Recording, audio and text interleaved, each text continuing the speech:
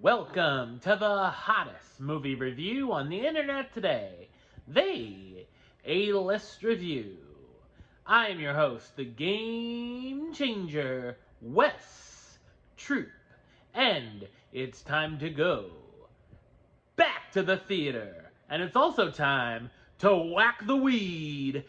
My review of the 2022, just hitting theaters now, thriller, Master Gardener. Coming up now.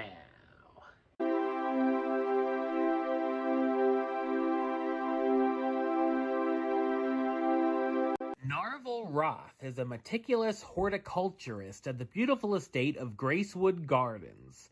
The gardens are owned by the wealthy dowager Norma Haverhill.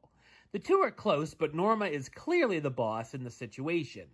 Norma asks Narvel to do her a favor and take on her grandniece, Maya, as his apprentice, hoping to keep her busy and out of some trouble she's gotten herself in. Soon after, Maya brings chaos to Narvel's life, and dark secrets from his past start to come out. So what did I think of Master Gardener? I thought it's a provocative and intriguing crime thriller.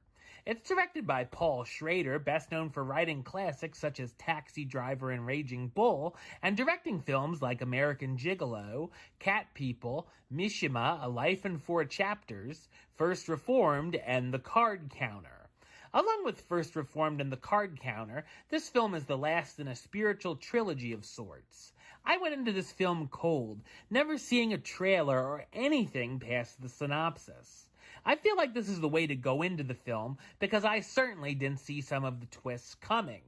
If you're familiar with Schrader's other films, it continues the tradition of the guy sitting alone at his desk, journaling and narrating, which Joel Edgerton does a soothingly good job of, unless you were the snoring person at the end of my row.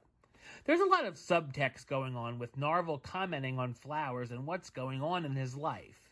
The film also has a number of metaphors throughout. If you're into gardening and flowers, there's a lot of nice scenery along the way, too.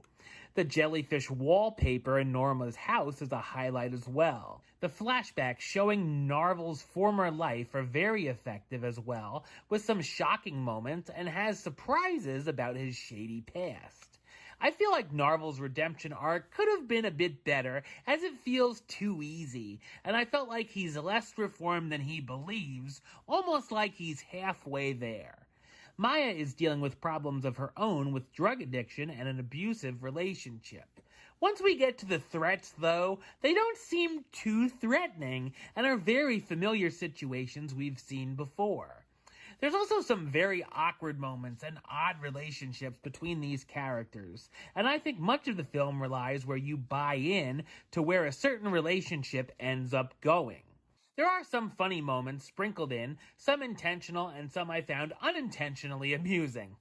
Joel Edgerton gives an interesting and understated performance as Narvel Roth, the head gardener at Gracewood Gardens with dark secrets from his past, Sigourney Weaver as the campy Norma Haverhill, the condescending owner of the gardens where you're never quite sure what might come out of her mouth, and Quintessa Swindell as Maya, Norma's grandniece with her own personal problems. Master Gardener is a well-made film with strong performances, and while it makes some questionable decisions, mostly works. Number-wise, I'm going to give it a 6 out of 10, which gives it the A-list rating of do it. A small do it, but it's a do it nonetheless. Alright, well that's the show. I'll be back with another review very soon. But until then, don't forget to subscribe, like, and comment right here on YouTube. YouTube.com/Westside515. Like the show on Facebook, Facebook.com/WesTroopAlist. And of course, you can follow me on the Twitter, Instagram, and Letterboxd at WesAlist. Until next time, Troop out.